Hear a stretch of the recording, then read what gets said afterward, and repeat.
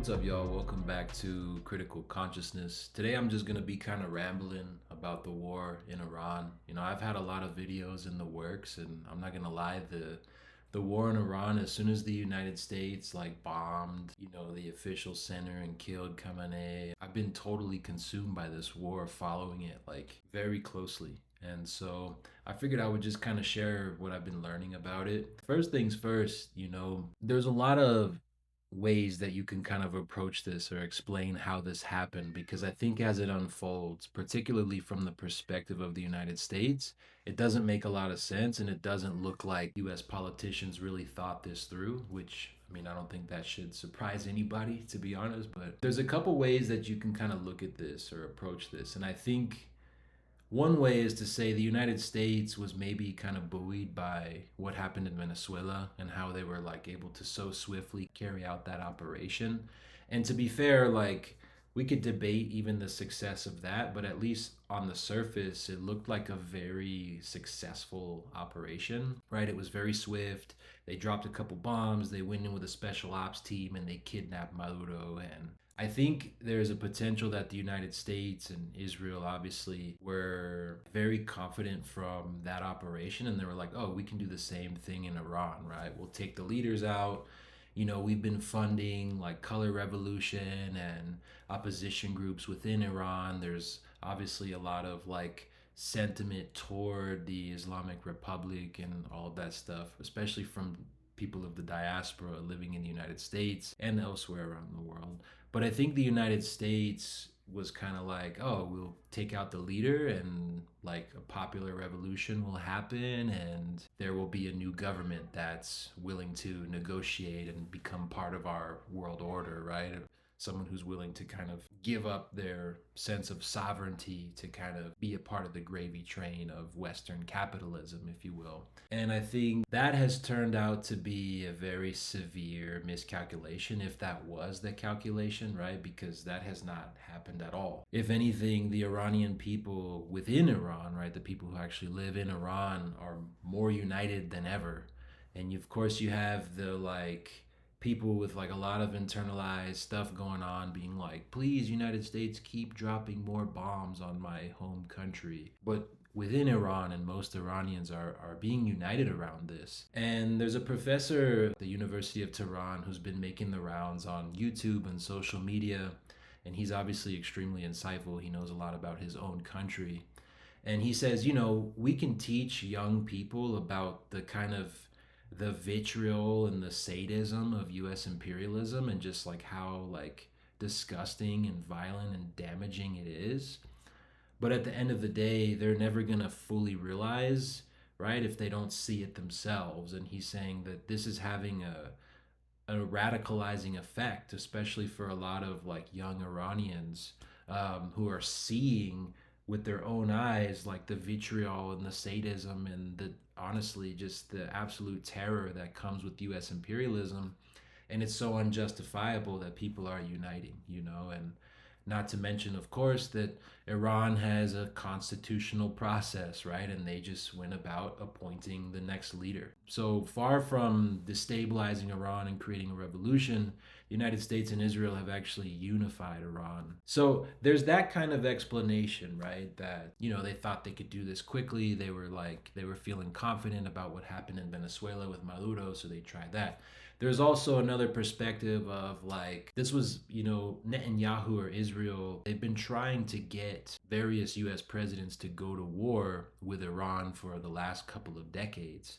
I think Israel probably felt like this was maybe their last chance to do something like this, right? To really solidify Israel's status in the region or something. They were, this is it. It's a couple years into Trump's term, and let's pull the trigger, let's give it a go, so that's another way that you could approach it, that this is maybe Israel felt like this was its last chance to try something like this. So there's that approach. There's obviously the angle of just US imperialism, right? The same thing that has been unfolding pretty much since the inception of the United States, right?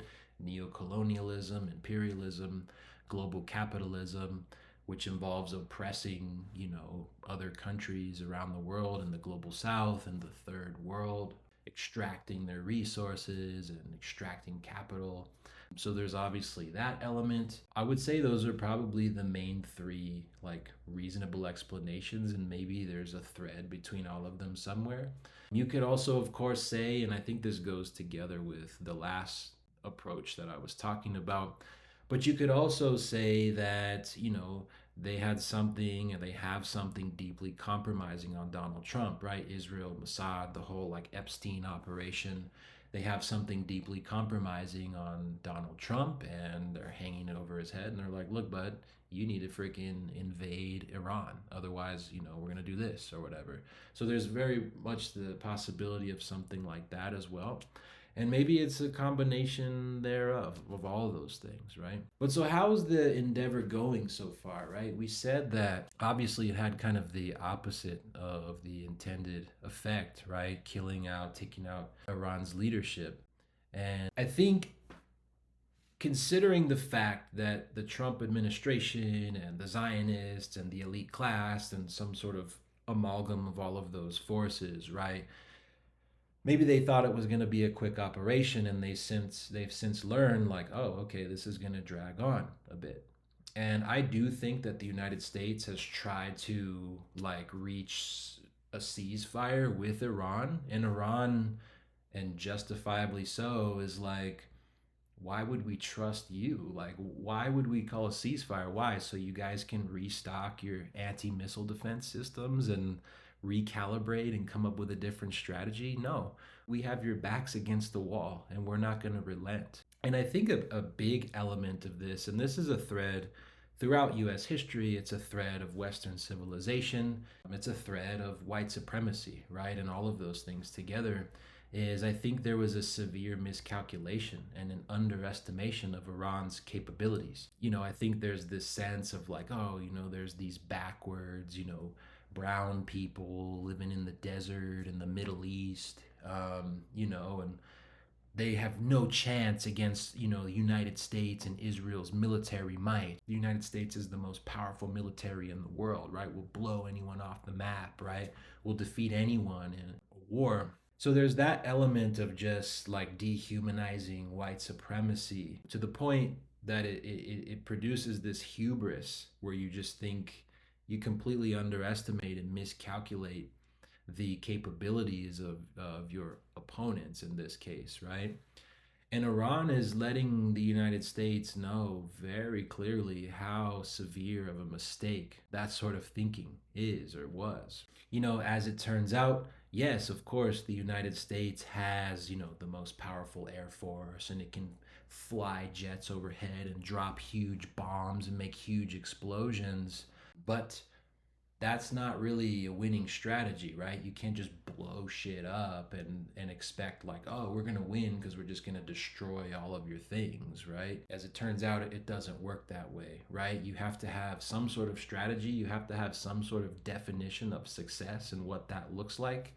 And I don't think the United States, at one point it was like regime change, at another point it's like because Israel told us to, right? So there's a lot of mixed messages, but the United States hasn't really set the conditions for success, whereas Iran has very clear conditions for success, right? Their main goal and all they really have to do is survive, right? Is survive this bombardment, this assault, this attempt at occupation, of colonization, right? No different than what Vietnam did, right? During the Vietnam War, right? The United States had a superior air force, superior weapons, better trained troops, and all of these, on the surface advantages. But Vietnam just held out. They stuck it out. They obviously had a lot of clever, tactics and strategies themselves, including the tunnels and knowledge of the indigenous landscape. But the United States had a far superior, military, but Vietnam survived, right? And what is Vietnam today? Vietnam remains sovereign and independent, right? Out of the hands of US colonialism and imperialism. And so Iran's strategy for success, their conditions for success are very clear. And very straightforward in a way, at least for their people. And that's not to say that they're not going to suffer tremendously, right? They already have been suffering tremendously, right? These huge bombs that the United States drops on people, it kills a lot of people. It damages a lot of infrastructure. But the Iranian people are so steadfast, and they have so much belief in themselves and their history and their culture and their own civilization. And not only that, but even more importantly, they have a tremendous sense of faith. They have tremendous faith, right? And they believe that they're existing for a greater good. And in this case, there's no greater good than their own civilization, their own people, right? Their own freedom and sovereignty, right? So the United States, without its, conditions for success, there's no end game here. And I think the United States has already realized that, which is why they've tried to back out. But Iran is like, no, we're not going to let you back out this time. Like, y'all have done this so many times that enough is enough. Like, we're going to defend ourselves. And you guys are going to pay the price for this. And I want to talk about military strategy because it's obviously a key element in all of this. And as we said, right, the United States has this superior air force and all of these things, but Iran was never under the illusion that that wasn't the case, right? Iran knew what the United States' strengths are, militarily speaking, and they planned for decades accordingly, right? They knew that they weren't going to be able to defeat the United States in the air with, match their air force capabilities. So what they did and what they've spent the last, 4 decades, some odd, doing are constructing these deep underground tunnels and missile cities and weapon cities where they have tanks and thousands and thousands of missiles and trucks and boats, all this stuff buried deep underground, 500 meters below the surface of the earth, right? And what's really interesting is a lot of the United States bunker busters, especially the ones that are flown on the fastest jets, the ones being mostly employed in the area, they only reach a depth of about 100 meters, right? And Iran knew this. They planned for this. They knew what the United States capabilities were, and they adapted accordingly. And Iran, therefore, is basically able to stay solidified underground, at least in terms of their military. In some cases, they're launching missiles directly out of the ground, so there's no visible like launch pad that can be detected. They launch them directly out of the ground, out of some missile silo that you can't even see from the surface. And so these claims that the United States has like taken out all of, their missile capabilities and all of this stuff is it really couldn't be further from the truth. And that's evidenced by the constant barrage that we're seeing on Tel Aviv in Israel from Iranian rockets. And I think one of the most effective missiles that Iran has employed, especially as of late, are the cluster munitions, right? Which, as they reach sort of their destination, they break off into a bunch of different clusters. And there's no way that these missile defense systems, whether it's THAAD, whether it's the Patriot missiles, whether it's CRAM, can intercept these, right? And I want to elaborate a little bit more on these anti-missile defense systems because there's a lot of really interesting like information flying around about these things, right? The Iron Dome that's supposedly protecting Israel. And there's a lot of question lately about their efficacy and do they really do what they're designed to do? Are they really capable of what their designers say they're capable of? And I think there's been a lot of exaggerated claims about, oh, they're completely like inefficient, they miss like most of the time. And I don't think that would be necessarily true, but I think this sort of allure and illusion of almost invincibility that something like the Iron Dome carries, right? Like, oh, you could never even attack us because we just have this dome around us. The invincibility has been really pierced in the eyes of like the geopolitical landscape, right? And a lot of other countries, particularly adversaries to the United States, whether Russia, China, or you name it, they're witnessing like, oh, wow, okay, like those anti-missile defense systems, Like they're decent, but they are not like all that they're, cracked up to be or whatever. Like they do fail frequently and they can be easily sort of tricked with like pretty simple decoy mechanisms and stuff like that. And even more importantly is the fact that there's a limited supply of these anti missile defense systems. And even the Wall Street Journal, for instance, pointed out that they're running low on munitions for these anti missile defense.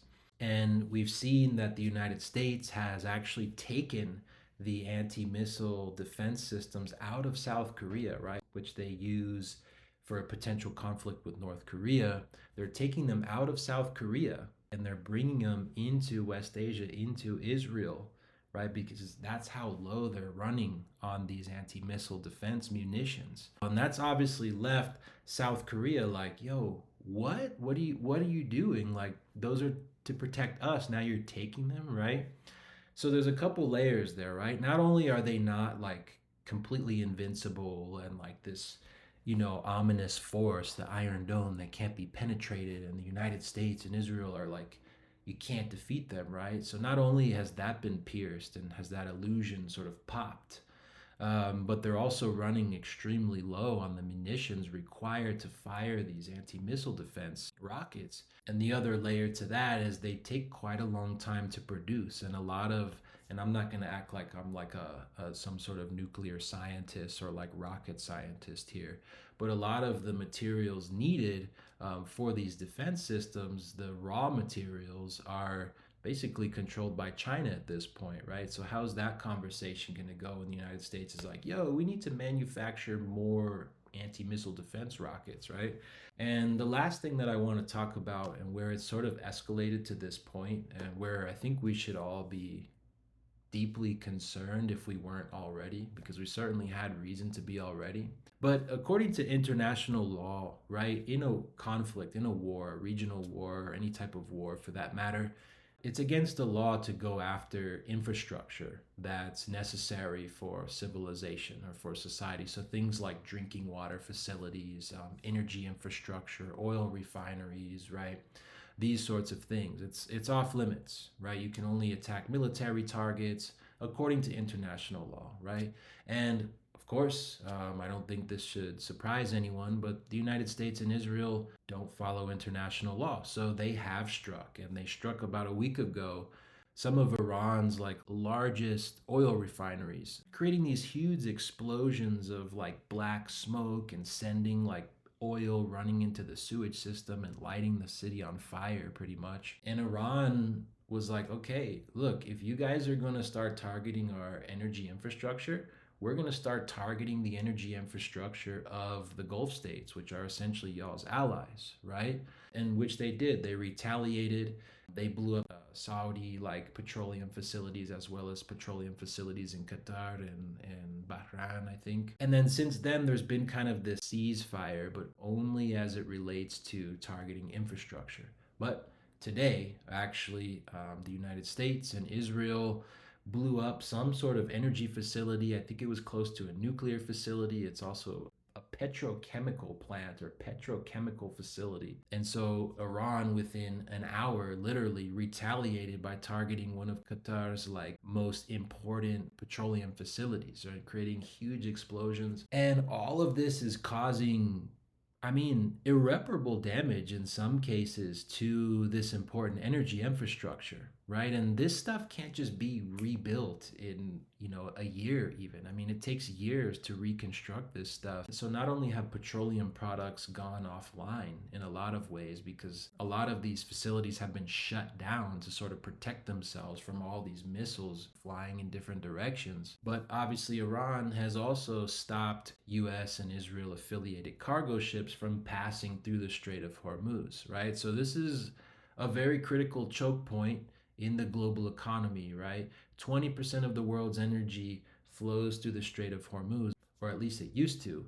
But Iran has since shut that down, at least to US affiliated commerce and stuff like that. But these petroleum facilities and energy infrastructure are being brought offline, they're being damaged, right? And I don't think many people are talking enough about what a crisis this has already produced, right? We've seen oil prices go to about $100 a barrel, in some cases way more than $100 a barrel, and it's kind of been hovering around there recently, for reasons of, countries are using reserves. Trump's trying to say, oh, the war is over, and trying to kind of fool the market. But this is going to create a serious crisis, right? You can't just rebuild these facilities, and you can't just turn these refineries and facilities back online and just get production going again, right? This could take weeks, months just to turn them back on and continue the flow. But they've been damaged, irreparably so, right? And there's no telling how long this war is going to go on.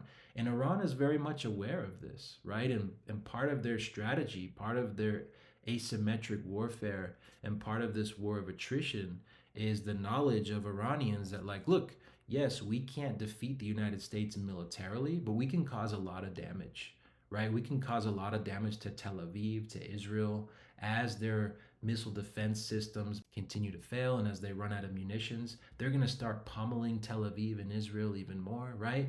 But even more importantly than that, in terms of the impact that Iran's trying to make and the message they're trying to send, is that this could send the price of a barrel of oil to $200. It could go beyond $200, right? And that's not only going to raise gas prices, for people's vehicles, but it's going to raise diesel prices, which is the fuel used for most like logistics transportation vehicles. So food is going to get more expensive. Everything's going to get more expensive. And including now with these petrochemical facilities being damaged, things like electronics, plastics are going to get more expensive. Everything is going to get way more expensive. And Iran knows that that's how you hurt the United States, right? You hit them in their pocket, and you make the war so politically unpopular among the US populace, because everyday people don't like, price of gas going up, inflation rising even higher for some stupid war, right? So I don't think enough of us are kind of thinking about this right now. I'm kind of getting these like 2019 vibes where in the United States and in the West, we were seeing videos and pictures of like, people in body bags, and we were, becoming aware of this virus. And we all sort of knew that there was this doom that was impending, but we were pretending and just hoping that everything would resume as normal. I'm getting a very similar vibe this time around where we're all kind of acting like this is normal and right. But the economic crisis that's around the corner, especially at this point when all of this energy infrastructure has been damaged, I mean, it's inevitable and it's coming, and it's going to hurt the majority of, and obviously not just in the United States, but around the whole world, right? So I think this is going to continue for quite a while. Iran is not going to agree to a ceasefire. I mean, they have a list of demands that they've sent out, right? Like future reassurances as it relates to aggression. They want reparations for the damage caused during this war. And there's one other one that's beside me right now. But the United States is likely not going to meet those demands. And I think what we're going to see as these anti missile defense systems run low, as their failure rate becomes more apparent, and as Iran starts to launch some of their later generation missile technology, I think we're going to see really significant damage, as we've already seen in Tel Aviv and throughout Israel, as well as to Gulf states and energy infrastructure. But we're also going to start to see, I think, in the midst of all of this, Israel getting more desperate, right? And sort of realizing that they're not winning this war, and Iran is able to target them in ways that I don't think they fully conceptualized. The Iranian National Guard is going to continue to inflict really serious pain upon the people of Israel, and Israel's going to get more desperate and I think more belligerent. And I think in a lot of ways, between the genocide that we witnessed, that we pretty much live streamed over, the past couple of years, I think between the belligerence exhibited in this particular war in Iran, or this attempt at occupation really is what it is, it's difficult for me to see how Zionism and the state of Israel like sustain themselves after this, because the damage to popularity and acceptability really is so severe and I think irreparable in a lot of ways. And a lot of people in the United States have become extremely critical of AIPAC and Israel, the state of Israel, and Zionism in general. And, you had this counterintelligence officer resign today or yesterday, and he was saying that he couldn't in good conscience support this war or be a party to it because it was basically spawned and or catalyzed by Israel's demands and wishes. And so, he just gave an interview on Tucker Carlson about that, who obviously has a big platform. And this is like a cross political spectrum, honestly, the attitude towards Zionism at this moment. And it's just so difficult to see how Zionism remains politically viable, which I think is definitely a good thing. But the only problem here is that it might try to take us all down with it.